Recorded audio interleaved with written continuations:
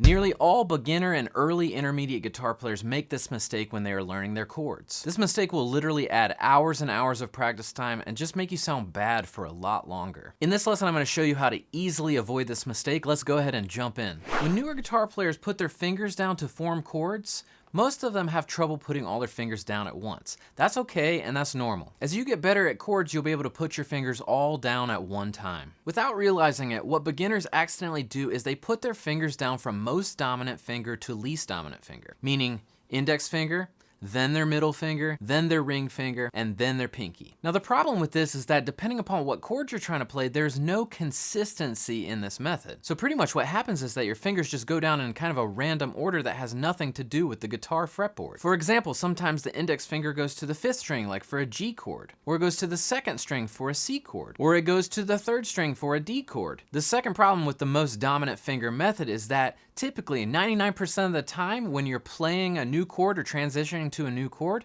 you're going to strum that chord with a downstroke first. That means that your left hand fingers are going down in kind of a random order and your right hand can't start this downstrum. So what's the solution? Well, as a beginner, if you get more comfortable thinking about placing your fingers down in order from the thickest string to the thinnest string instead, this is incredibly helpful. This allows your brain to have some consistency of always thinking from thickest to thinnest. And the other thing is that it allows you to start strumming in your right hand as you're placing the chord down. So if we looked at a C chord, for example, they would place their index down first, their middle, and then their ring finger. Instead of placing your fingers index, middle, ring on a C chord, place them ring, middle, index, or even better to think about, thickest string to thinnest string. So even if you're not good at placing all the fingers down at one time yet, this will help you get there. Now that you know the best order to place your fingers down on your new guitar chords, go ahead and watch this video so you can get your hands in the best shape in order to play anything you want on the guitar.